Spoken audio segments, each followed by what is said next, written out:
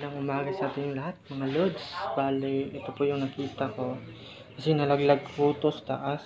Ito po yung tinatawag nila pugad ng sayaw. Nakikita yung mga puti niya. Ito ay parang larva o laway ng ibon. Yun yung ginagamit ng burnish. Ito yung sinasabing ng class A, yung purong puti.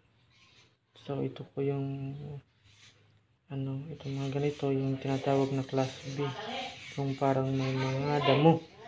At ito yung class A na puti. Ito daw yung kumbaga yung may mga vitamina o tinatawag na herbal, kung totoo man yan. Ito yung parang nila, parang kinukuha nila yung puti, sinisiparate kasi ito yung tawag na class B, class B. Saka ito naman class B na. Bali, itong mga ganito kapag nalalaglag mga loads ay iniipon ko lamang para kung may maghahanap ng ganito, ibibenta natin kasi mahal daw ito. Bali, mga loads, dalawang pugad na kadikit.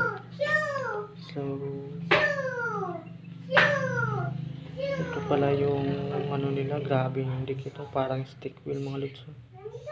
Parang stick wheel. Yun mga loads, update ko lang kayo sa mga ibon sa bahay namin. Napakadami na kasi, mga halos 1,000 na. Bali, 3 grupo to sila mga loads. Yung hindi namin inalagaan namin dito. Hinahayaan lang namin sila doon sa nakadikit sa mga dingding. Kasi pangarap din namin kasi magkaroon ng ibon. So sila po yung lumapit. Bless po namin. Bless po sa amin lahat.